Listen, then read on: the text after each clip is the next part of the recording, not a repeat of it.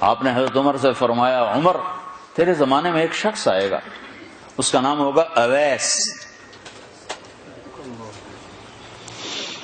اس کا قبیلہ ہوگا مراد، اس کی شاخ ہوگی کرن، اس کا رنگ ہوگا کالا، قد ہوگا درمیانہ، اور ایک سفید نشان اس کے جسم پر ہوگا۔ جب وہ آئے تو تم اس سے دعا کرانا، علی تو بھی کرانا، عمر تو بھی کرانا، اور میں قسم کھا کے کہتا ہوں کہ اویس جیسوں سے دنیا بھر جائے تو عمر و علی کے ایک بدن کے بال کے برابر نہیں، لیکن اس کے ذریعے سے ایک پیغام آگے پہنچانا تھا۔ تو حضرت عمر اور حضرت علی حیران ہو کر دیکھنے لگے کہ ہمیں کہا جا رہا ہے کہ اویس سے دعا کروائیں، وہ ہم صحابی وہ تابعی۔ تو آپ نے فرمایا اس نے ماں کی ایسی خدمت کی ہے، جب وہ ہاتھ اٹھاتا ہے تو اللہ ہاتھ واپس خالی موڑتا ہی نہیں۔ یہ پیغام پہنچانا تھا کہ ماں باپ کے آگے جھکو۔ جس دیش میں آپ رہتے ہیں یہاں کام کی رفتار بہت تیز ہے، ماں باپ اگر موجود ہیں تو کم ہی خوش نصیبوں والے ہیں جن کو کچھ اولاد کی خدمت ملتی ہے، ورنہ دیواروں کے ساتھ ہی زندگی گزر رہی ہوتی ہے۔ تو عمر رضی اللہ عنہ جب خلیفہ بنے تو ہر سال حج کرتے تھے، ہر سال ان کو ڈھونڈواتے۔ اب مجھے یہ نہیں پتا درمیان کے کوئی سال ہوں گے کہ ایک سال آپ نے حج پر سارے حاجی اکٹھے کر لیے، ایسے اپنے سامنے کا کھڑے ہو جاؤ بھائی، سب کھڑے کر لیے، کہنے لگے بیٹھ جاؤ سارے یمن والے کھڑے رہو، تو سارے بیٹھ گئے، یمنی کھڑے رہے، کہ سارے یمن والے بیٹھ جاؤ، قبیلہ مراد والے کھڑے رہو، تو سارے یمنی بیٹھ گئے، مراد والے کھڑے رہے۔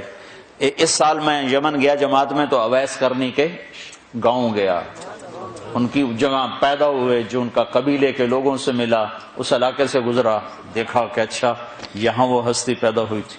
خشک پہاڑ ہیں، بالکل خشک پہاڑ۔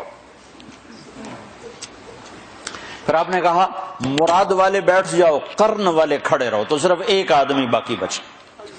تو آپ نے اس سے پوچھا تم قرنی ہو؟ کہ جی ہاں۔ اویس کو جانتے ہو؟ کہ جانتا ہوں، میرا سگا بھتیجا ہے، میرے بھائی کا بیٹا، لیکن وہ تو تھوڑا پاگل سا ہے، آپ اس کا کیوں پوچھ رہے ہیں؟ تو عمر رضی اللہ تعالیٰ عنہ رونے لگے، کہا وہ نہیں، تو پاگل نظر آتا ہے۔ پھر آپ نے پوچھا کدھر ہے؟ آیا ہوا ہے حج میں ہے؟ کہ جی ہے۔ کدھر ہے؟ کہ جی اونٹ چرانے نکلا تھا عرفات کی طرف۔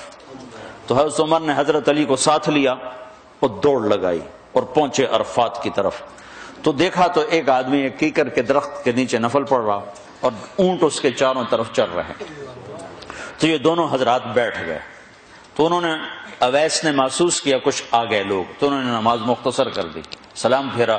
تو حضرت عمر نے پوچھا کون ہو بھائی؟ کہا جی مزدور ہوں۔ کہا تیرا نام کیا ہے؟ کہا جی اللہ کا بندہ۔ کہا بھائی ہم سارے کے بندے ہیں، میں پوچھ رہا ہوں جو نام تیری ماں نے تیرا رکھا وہ کیا ہے؟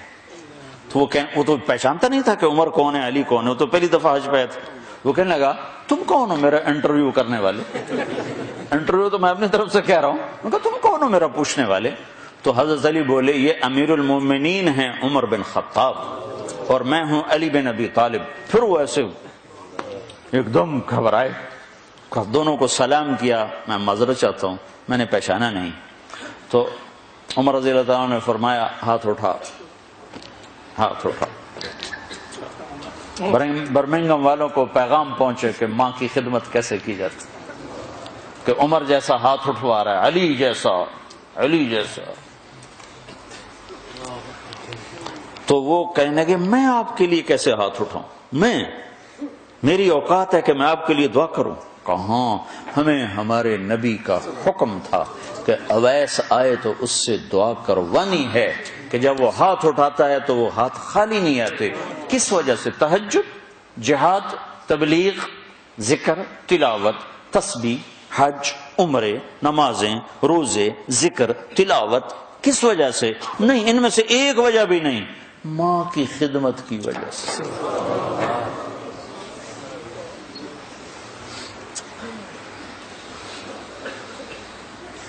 پھر ایک اور جگہ آپ نے فرمایا کہ لوگ جب جنت میں چلیں گے تو اویس بھی چلے گا، جب جنت کے دروازے پر پہنچے گے تو اللہ تعالیٰ فرمائیں گے اویس کو روک لو، باقی کو جانے دو.